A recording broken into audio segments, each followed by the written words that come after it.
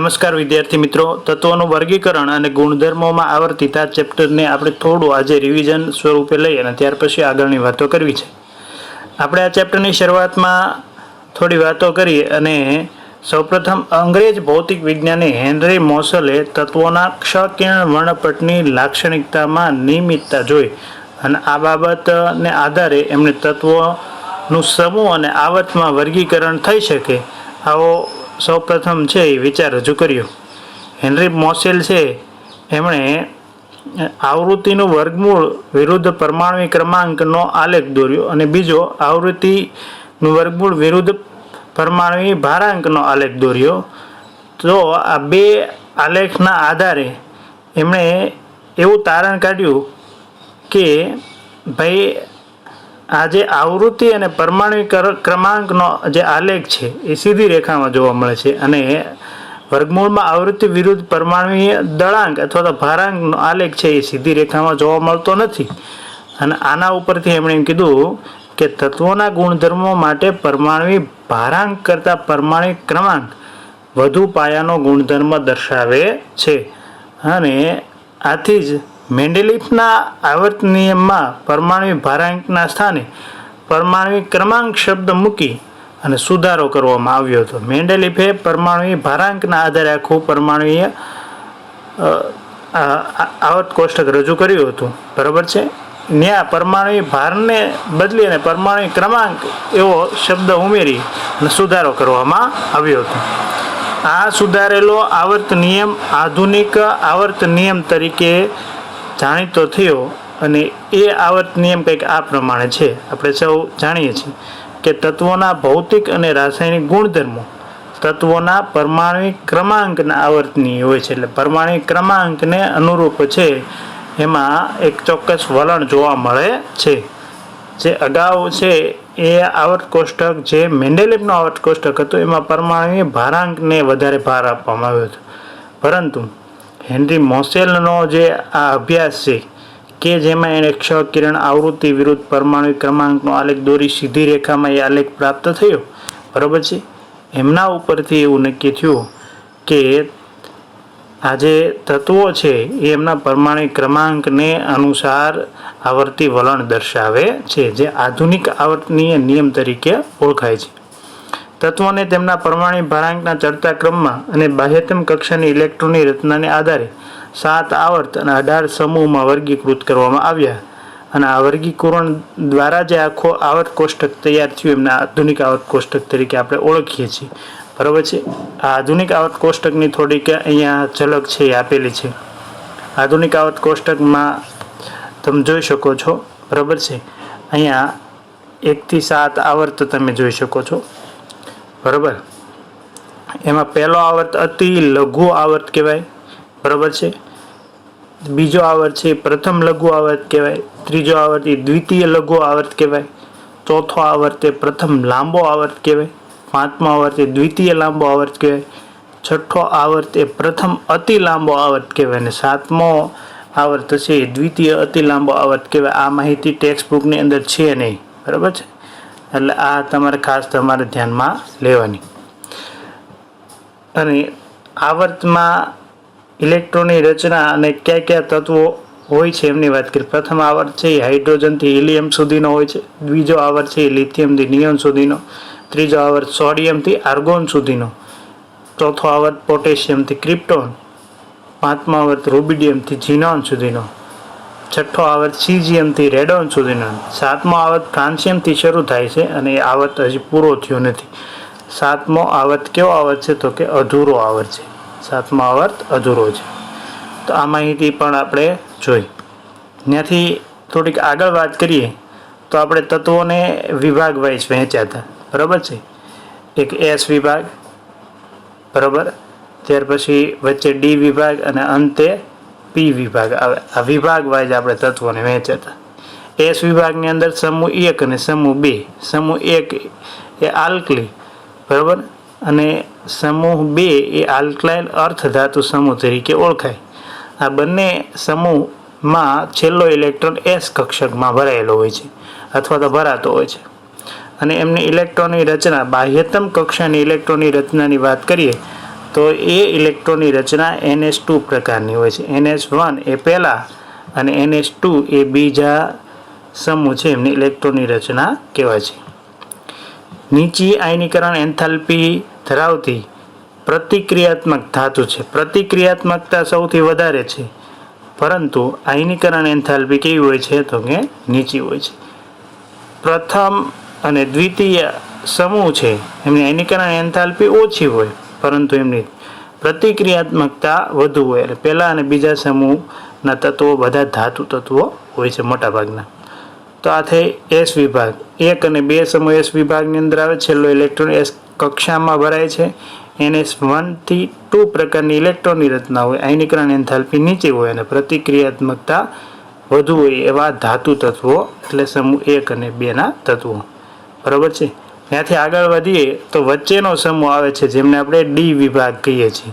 સમૂહ નંબર 3 થી 12. બરાબર. એમાં છેલ્લો ઇલેક્ટ્રોન ક્યાં ભરાય તો કે D કક્ષકમાં ભરાય. બાહ્યતમ કક્ષાની ઇલેક્ટ્રોનની રચનાની વાત કરીએ તો એમની ઇલેક્ટ્રોનની રચના N-1, D 1 થી 10, NS 1 થી 2 પ્રકારની હોય છે. આપણે સીધું યાદ રાખવાનું રહેશે. આ જે D વિભાગના તત્વો છે એ 4 શ્રેણીઓમાં વર્ગીકૃત થયેલા છે. બરાબર. 3D શ્રેણી, 4D શ્રેણી, 5D શ્રેણી અને 6D શ્રેણી.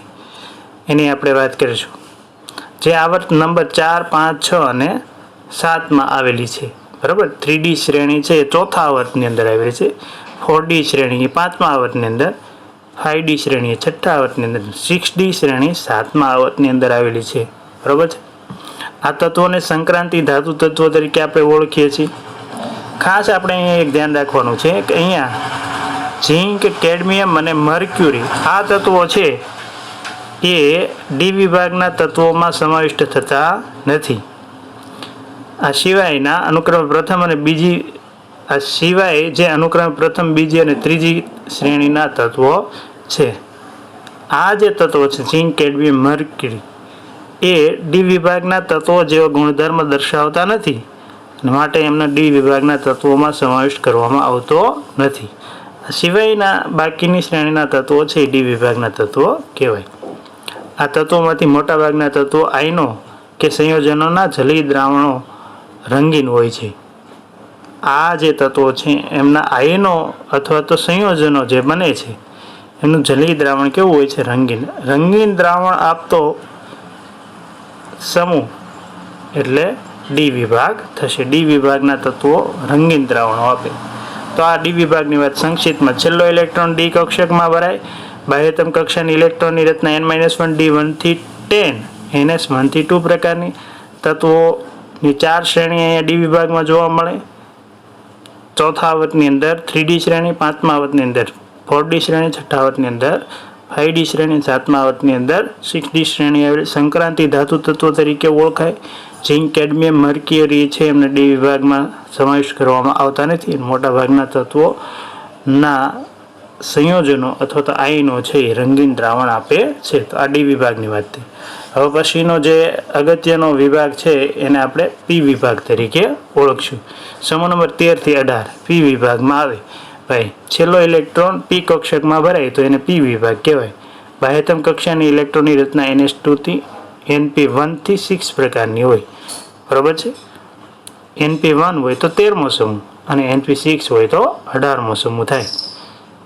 સમૂહ 16ના તત્વોને સાલ્કોજન તત્વો કહેવાય. સમૂહ 17ના તત્વો હેલોજન તત્વો કહેવાય. સમૂહ 18ના તત્વો એમની બાહ્યતમ કક્ષાની બધી જ કક્ષકો ઇલેક્ટ્રોનથી સંપૂર્ણ ભરાયેલી હોવાથી તે ઇલેક્ટ્રોન ગુમાવવાની કે મેળવવાની વૃત્તિ ધરાવતા નથી, અને માટે અમદાવાયો કે નિષ્ક્રિય તત્વો તરીકે એ ઓળખાય છે. બધી જ કક્ષકો છે ઇલેક્ટ્રોનથી પૂર્ણ ભરાયેલી હોય છે. કયા સમૂહની અંદર? સમૂહ નંબર 18 માટે વાત કરવામાં આવે છે. તો ત્યાં ઇલેક્ટ્રોન ગુમાવવાની કે મેળવવાની વૃત્તિ છે એ જોવા મળતી નથી, એટલે એમને ઉમદા વાયુઓ કે નિષ્ક્રિય તત્વો તરીકે ઓળખવામાં આવે છે. તો આ થઈ SP અને D વિભાગની ડિટેલમાં વાત. ત્યાંથી આપણે આગળ વધીએ તો F વિભાગની થોડી વાતો અહીં કરેલી છે કે ભાઈ F વિભાગ છે એમને આંતર સંક્રાંતિ તત્વોનો વિભાગ તરીકે પણ આપણે ઓળખીએ છીએ. એમની સામાન્ય ઇલેક્ટ્રોનની રચનાની વાત કરીએ તો બાહ્યતમ કક્ષાની સામાન્ય ઇલેક્ટ્રોનની રચના n-2 f1 to 14 n-1 d0 થી 1 ns2 પ્રકારની હોય છે. આ સીધું યાદ રાખવાનું રહેશે આપણે, બરાબર છે. MCQમાં ઘણી વાર આ પ્રશ્નો પૂછાઈ જતા હોય છે.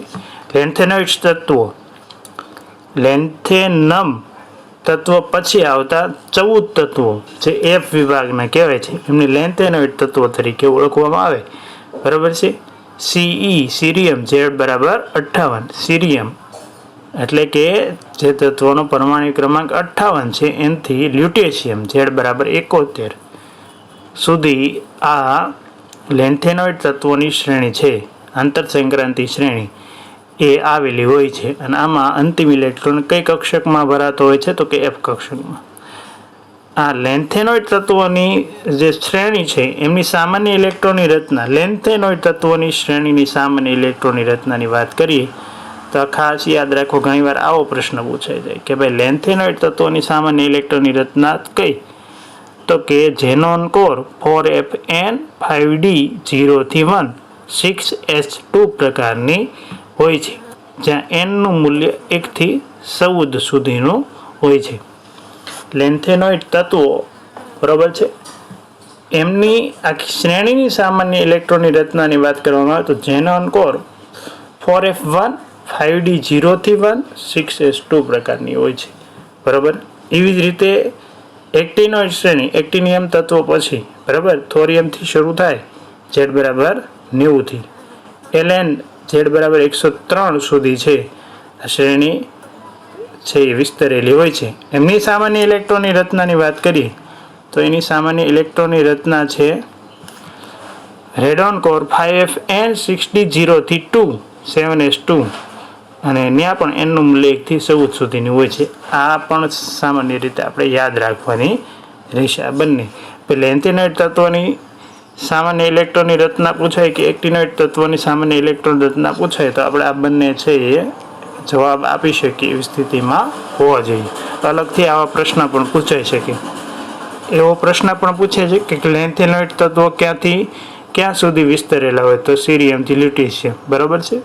અને એક્ટિનોઇડ તત્વો થોરિયમથી Ln, બરાબર છે, સુધી વિસ્તરેલા હોય છે. ત્યાર પછી આપણે વાત કરીએ તો હિલિયમની ઇલેક્ટ્રોનની રચના 1s2 પ્રકારની હોવાથી તે S વિભાગનું તત્વ ગણાય, પરંતુ તે સંપૂર્ણ ભરાયેલ સંયોજકતા કોષ ધરાવતું હોવાથી સમૂહ નંબર 18ના તત્વો જેવી નિષ્ક્રિય વર્તણૂક ધરાવે છે. એટલે આ હિલિયમ છે એમાં થોડી મુશ્કેલી થાય છે કે હિલિયમ S વિભાગમાં ગણવું, કારણ કે એમાં 1s2 પ્રકારની ઇલેક્ટ્રોનની રચના છે, બરાબર, કે હિલિયમ છે એમની કક્ષક પૂર્ણ ભરાયેલી છે તો એ નિષ્ક્રિય વાયુ તત્વ સમૂહ નંબર 18માં ગણવું. માટે હિલિયમને P વિભાગના સમૂહ 18માં ઉમદા વાયુ એટલે કે નિષ્ક્રિય તત્વો સાથે મૂકવામાં આવ્યું છે. જો હિલિયમ છે ને એ P વિભાગની અંદર અપવાદ થશે, કારણ કે હિલિયમની ઇલેક્ટ્રોનની રચના કેવા પ્રકારની છે તો કે 1s2 પ્રકારની, તો અંતિમ ઇલેક્ટ્રોન S કક્ષકની અંદર દાખલ થાય છે, બરાબર, પરંતુ એમના ગુણધર્મ સમૂહ નંબર 18 જેવા છે, નિષ્ક્રિય વાયુ તત્વ જેવા, અને માટે ગુણધર્મોના આધારે છે હિલિયમને સમૂહ નંબર 18 ની અંદર મૂકવામાં આવ્યો છે. હાઇડ્રોજનની ઇલેક્ટ્રોનની રચના 1s1 પ્રકારની હોવાથી એ સમૂહ નંબર 1 એટલે કે આલ્કિલ ધાતુ સાથે મૂકી શકાય, બરાબર ને. છેલ્લો ઇલેક્ટ્રોન S કક્ષકમાં ભરાય છે તો સમૂહ નંબર 1 ની અંદર મૂકવો જોઈએ, પરંતુ તે સમૂહ નંબર 17ના હેલોજન તત્વોની જેમ એક ઇલેક્ટ્રોન મેળવી ઉમદા વયો જેવી ઇલેક્ટ્રોન રચના પ્રાપ્ત કરી શકે છે. સમૂહ નંબર 17માં જેમ ઉમદા વાયુની ઇલેક્ટ્રોનની રચના પ્રાપ્ત કરવા માટે એક ઇલેક્ટ્રોનની ઘટ હોય છે, એમ હાઇડ્રોજનમાં તે એક ઇલેક્ટ્રોન પ્રાપ્ત કરે એટલે હિલિયમ જેમ ઉમદા વાયુ તત્વ બની શકે. તો હાઇડ્રોજનને પહેલા સમૂહમાં મૂકવો કે હાઇડ્રોજનને 17મા સમૂહમાં મૂકવું એ દ્વિધાનો વિષય હતી, બરાબર. આથી હાઇડ્રોજનને વિશિષ્ટ કિસ્સામાં ઘણી આવર્ત 1ની મધ્યમાં મૂકવામાં આવે છે. પહેલો આવર્ત છે એમાં કોઈ પણ સમૂહમાં નહીં, વચ્ચે મૂકવામાં આવે છે, કારણ કે એ પહેલા સમૂહ જેવા લાક્ષણિકતા દર્શાવે છે ને 17મા સમૂહ જેવી લાક્ષણિકતા દર્શાવે છે. બંનેની થોડી થોડી લાક્ષણિકતા હોવાને કારણે બંને સમૂહમાં નહીં પરંતુ પહેલા આવર્તમાં મધ્યમમાં મૂકવામાં આવે છે. ત્યાંથી આપણે થોડી આગળ વાત કરીએ તો 100 પછીના તત્વોનું નામકરણની વાત કરી. 0 ને નીલ કહીએ, 1 ને અન કહીએ છીએ, 2 ને બાય, 3 ને ટ્રાય, 4 ને ક્વાડ, 5 ને પેન્ટ, 6 ને હેક્સ, 7 ને સેપ્ટ, 8 ને ઓક્ટ અને 9 ને અન ઇન કહીએ છીએ. બરાબર છે. એની સંજ્ઞા પણ પ્રથમ અક્ષરને લઈ અને આપવામાં આવી છે. બરાબર. ત્યાર પછી આપણે આ જે તત્વો છે એમનું નામકરણ કઈ રીતે થાય એ પણ જોયું. અને 101મું તત્વ છે એમને મેન્ડેલિયમ MD સંજ્ઞાથી દર્શાવાય, IUPAC દ્વારા સ્વીકૃત નામ. બરાબર. 102મું તત્વ છે એમને નોબેલિયમ કહેવાય, NO સંજ્ઞાથી દર્શાવવામાં આવે. 103મું લોરેન્શિયમ LR સંજ્ઞાથી દર્શાવવામાં આવે. 104માં તત્વને રુથરફોર્ડિયમ, 105માં તત્વને ડબનિયમ અથવા ડુબનિયમ, 106 નંબરના તત્વને સિબોર્ગિયમ, 107 નંબરના તત્વને બોહરનિયમ અથવા તો બોહરિયમ, 108 નંબરના તત્વને હાસિયમ, 109 નંબરના તત્વને મેટનેરિયમ, 110 નંબરના તત્વને ધર્મસ્ટાડટિયમ, 111 નંબરના તત્વને રોન્ટજેનિયમ, 112 નંબરના તત્વને કોપરનિસિયમ. બરાબર છે. આવી રીતે નામકરણ કરવામાં આવે છે. સાથે સંજ્ઞા પણ આપણે યાદ રાખવાની રહેશે. નીટ 2020ની અંદર આ કોષ્ટકમાંથી પ્રશ્ન પૂછાઈ ગયેલો છે. બરાબર છે. કેમાંથી પૂછાઈ ગયેલો છે? આ કોષ્ટકમાંથી. નીટ 2020. બરાબર. આ કોષ્ટકમાંથી પ્રશ્ન પૂછાયેલો છે એટલે ખાસ ધ્યાન રાખવાનું રહેશે. નીટવાળા વિદ્યાર્થીઓએ ખાસ તૈયારી કરવી પડે. કેટલાક પ્રશ્નો અહીંયા આપેલા છે. બરાબર. તમે જાતે સોલ્વ કરી શકો. આ પહેલો પ્રશ્ન, આ બીજો પ્રશ્ન. બરાબર. પોઝ કરી અને તમે જાતે આ પ્રશ્નો સોલ્વ કરવાનો પ્રયત્ન કરી શકો. દરેક પ્રશ્ન છે એમને ધીમે ધીમે તમે પોઝ કરી અને સોલ્વ કરવાનો પ્રયત્ન કરી શકો. આ બધા જ પ્રશ્નોના અંતે એમની કી પણ આપેલી છે. બરાબર છે. આવા MCQ સોલ્વ કરવાથી એક ફાયદો એ રહેશે કે તમને આ જે થિયરી છે એ ગોખવાની તો હોતી નથી. MCQ ઓરિએન્ટેડ માહિતી જો બરાબર આવડી જશે તો બીજી કોઈ વિશેષ તૈયારીની જરૂરિયાત નહીં રહે અને પ્રેક્ટિસ થઈ જશે. તો આ જે 20 પ્રશ્નો છે એમની કી પણ અહીંયા આપેલી છે. ત્યાર પછીનો જે હવે પછી આપણે જે મહત્વનો મુદ્દો શરૂ કર્યો હતો એ હતો આવર્તની લક્ષણો. એમને આવર્તની ગુણધર્મો પણ કહેવાય. એમાં આપણે પરમાણુ ત્રિજ્યા, અયનીકરણ એન્થાલ્પી, ઇલેક્ટ્રોન પ્રાપ્તિ એન્થાલ્પી, વિદ્યુત ઋણતા અને ઓક્સિડેશન અવસ્થા ભણવાના છીએ. એમાં પહેલું આપણે શરૂઆત કરી હતી કોનાથી? તો કે પરમાણુય ત્રિજ્યાથી. પરમાણુય ત્રિજ્યા એ ક્ષ-કિરણ અથવા તો અન્ય દર્શકી પદ્ધતિઓ દ્વારા માપી શકાય. પરમાણુ ત્રિજ્યા માપવી હોય તો ક્ષ-કિરણ પદ્ધતિ દ્વારા અથવા તો અન્ય કોઈ દર્શકી પદ્ધતિ દ્વારા છે આપણે માપી શકીએ. આ ઉપરાંત આપણે પરમાણુ ત્રિજ્યા છે એમાં 2 પ્રકારની ત્રિજ્યાની વાત કરી હતી. સહસંયોજક પરમાણુ ત્રિજ્યા અને ધાત્વી પરમાણુ ત્રિજ્યા. તો સહસંયોજક પરમાણુ ત્રિજ્યા કોને કહેવાય? તો કે સહસંયોજક બનતી જોડાયેલા 2 પરમાણુ અને કેન્દ્ર વચ્ચેના અંતરના સરેરાશ અડધા મૂલ્યને સહસંયોજક પરમાણુ ત્રિજ્યા કહેવામાં આવે છે. આવી રીતે કોઈ 2 પરમાણુ છે, બરાબર, એ બંનેના કેન્દ્રના વચ્ચેના સરેરાશ અડધા મૂલ્યને આપણે શું કહીએ છીએ? સરેરાશ અડધું મૂલ્ય. આખું મૂલ્ય થયું, બરાબર, લીટી દોરી છે, એમના અડધા મૂલ્યને આપણે શું કહીશું? પરમાણુય ત્રિજ્યા. દાખલા તરીકે ક્લોરીન અણુમાં ક્લોરીન પરમાણુની સહસંયોજક ત્રિજ્યા 98 પાઇકોમીટર હોય છે, જે આંકડો આપણે યાદ રાખવાનો હોતો નથી. આગળ વાત કરીએ તો પરમાણુ ત્રિજ્યામાં આપણે બીજો જે શબ્દથી પરિચિત થવાનું છે એ ધાત્વી પરમાણુ ત્રિજ્યા. ધાતુ જે પરમાણુ સ્વરૂપે હોય એમની પરમાણુ ત્રિજ્યા માપવી હોય તો કઈ રીતે માપી શકાય અને કોને કહેવાય ધાત્વી પરમાણુ ત્રિજ્યા? તો ધાત્વીય સ્ફટિકમાં કોઈ ધાતુનો આખો સ્ફટિક હોય, ટુકડો હોય, એમાં 2 પાસપાસીના પરમાણુ, બરાબર, 2 ધાતુ પરમાણુ ના કેન્દ્રો વચ્ચેના અંતરના સરેરાશ અડધા મૂલ્યને ધાત્વી પરમાણુ ત્રિજ્યા કહે છે. સહસંયોજક પરમાણુ ત્રિજ્યામાં અધાતુ 2 પરમાણુ હોય અને ધાત્વી પરમાણુ ત્રિજ્યાની અંદર ધાતુ 2 પરમાણુ હોય, બરોબર છે. તો અધાતુ પરમાણુની કેન્દ્રો વચ્ચેનું સરેરાશ અડધું મૂલ્ય એ સહસંયોજક ત્રિજ્યાનું મૂલ્ય કહેવાય. અને ધાતુ પરમાણુના બે કેન્દ્રો વચ્ચેના સરેરાશ અડધા મૂલ્યને ધાત્વી પરમાણુ ત્રિજ્યા કહેવામાં આવે છે. દાખલા તરીકે કોપર ધાતુના સ્ફટિકમાં કોપરની ધાત્વી પરમાણુ ત્રિજ્યા 128 પાઇકોમીટર જેટલી હોય છે. આવી રીતે આપણે કહી શકીએ. દાખલા તરીકે બરાબર કે ભાઈ આ એક કોપરનો પરમાણુ છે, આ બીજો કોપરનો પરમાણુ છે. એમની બે વચ્ચેના કેન્દ્રો વચ્ચેનું જે સરેરાશ અંતર છે એમને જ એમની ધાત્વી પરમાણુ ત્રિજ્યા કહેવામાં. આ કોપર છે અને આ કોપર છે, બરાબર છે. કોપર ના બે કેન્દ્રો વચ્ચેનું સરેરાશ અડધું મૂલ્ય લેવામાં આવે છે. તો એ ધાત્વી પરમાણુ. ધાતુના કેન્દ્રો વચ્ચેનું સરેરાશ અડધું મૂલ્ય ધાત્વી પરમાણુ ત્રિજ્યા કહેવાય. અને અધાતુના કેન્દ્રો વચ્ચેનું સરેરાશ અડધું મૂલ્ય એ સહસંયોજક પરમાણુ ત્રિજ્યા કહેવાય, બરાબર છે. એક જ આવર્તમાં ડાબી બાજુ જમણી બાજુ તરફ જતા પરમાણુ ત્રિજ્યા છે એમાં એકંદરે ઘટાડો જોવા મળે છે. પરમાણુ ક્રમાંક વધે છે, એમની સાથે પરમાણુ ત્રિજ્યા ઘટે છે. આવર્તમાં એટલે આડી લાઈનમાં આ રીતે આપણે જઈએ, બરાબર, તો પરમાણુ ત્રિજ્યા ઘટે છે. અને સમૂહમાં નીચે જઈએ તો પરમાણુ ત્રિજ્યા શું થાય છે?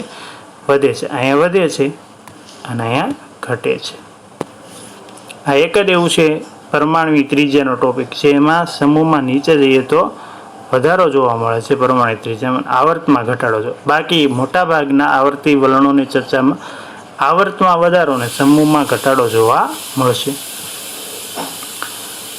આગળ વાત કરીએ તો લાંબા આવર્તની મધ્યમાં આવેલા ડી અને એફ વિભાગના તત્વોમાં પરમાણુ ક્રમાંક વધે છે તેમ પરમાણુ ત્રિજ્યામાં નહીવત ફેરફાર થાય છે. પણ જેવો એસ વિભાગ ને પી વિભાગમાં થાય એવો ડી અને એફ વિભાગમાં જોવા મળતો નથી.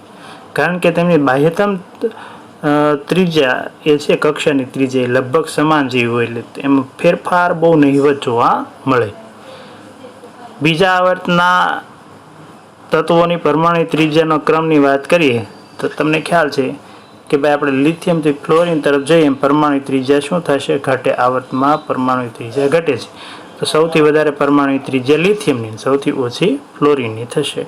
બાજુમાં ચાર્ટ પણ તમે જોઈ શકો છો. લિથિયમની પરમાણુ ત્રિજ્યા સૌથી વધારે અને ફ્લોરિનની પરમાણુ ત્રિજ્યા સૌથી ઓછી. અહીંયા તમે પરમાણુ ત્રિજ્યાનું મૂલ્ય જાણી શકો, બરાબર છે. તો આ વાત થઈ. ત્યાંથી આપણે આગળ વાત કરીએ, બરાબર. તો આ આપણે આવર્તની વાત કરી.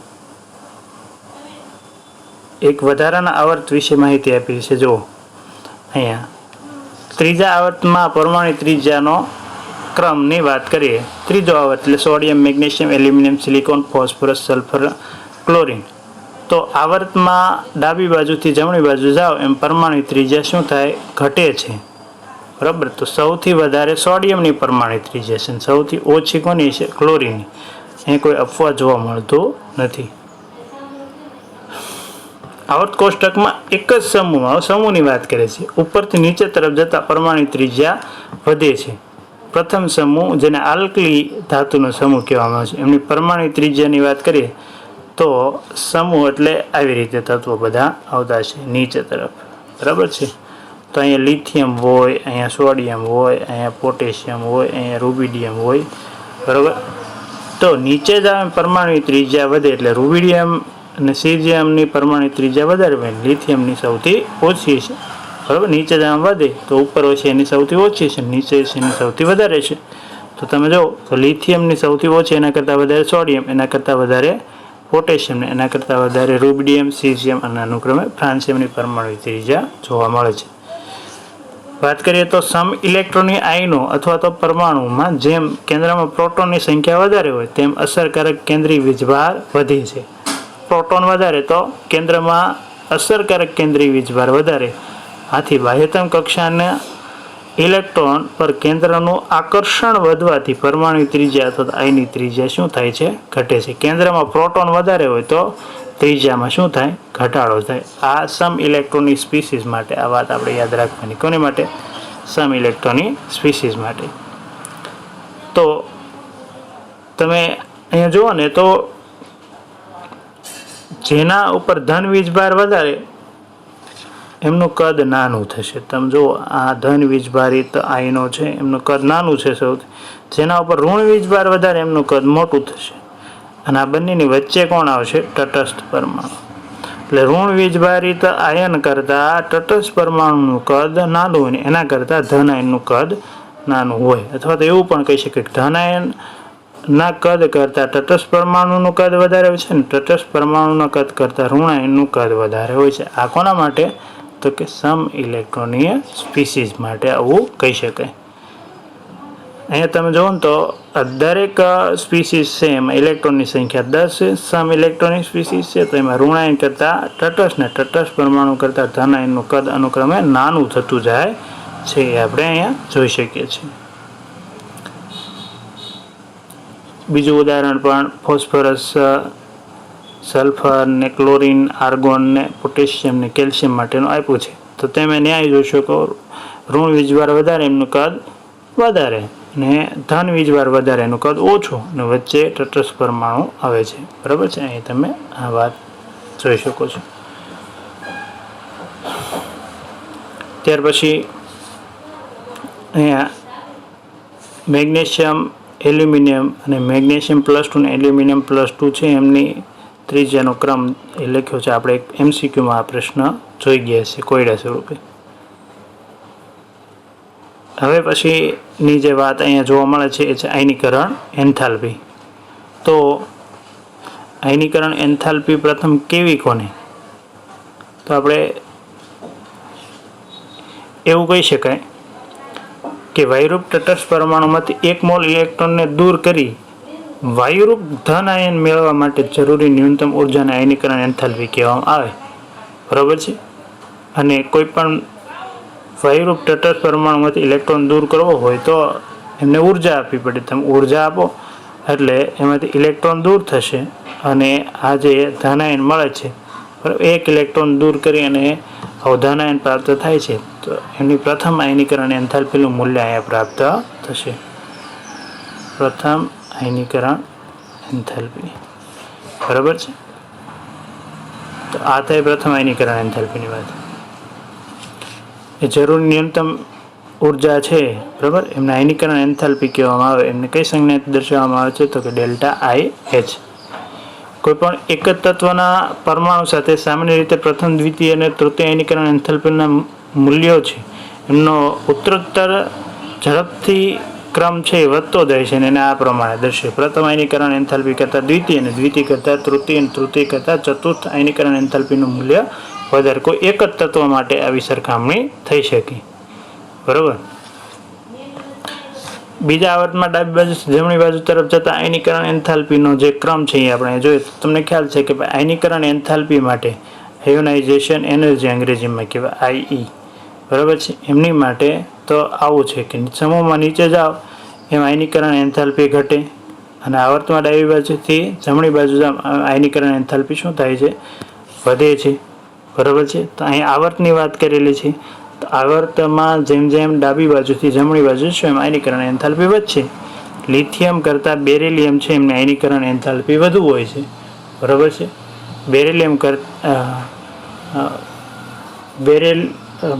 લિથિયમ કરતાં બોરોનની આયનીકરણ એન્થાલ્પી વધારે. બોરોન કરતાં બેરિલિયમ કરતાં કાર્બનની, કાર્બન કરતાં ઓક્સિજનની, ઓક્સિજન કરતાં નાઇટ્રોજનને, નાઇટ્રોજન કરતાં ફ્લોરિનને, ફ્લોરિન કરતાં નિયોનની આયનીકરણ એન્થાલ્પી છે એ વધુ જોવા મળે છે. અહીંયા અપવાદ ઉદાહરણો છે. એક છે બેરિલિયમ બોરોન અને એક છે ઓક્સિજન અને નાઇટ્રોજન. બરાબર?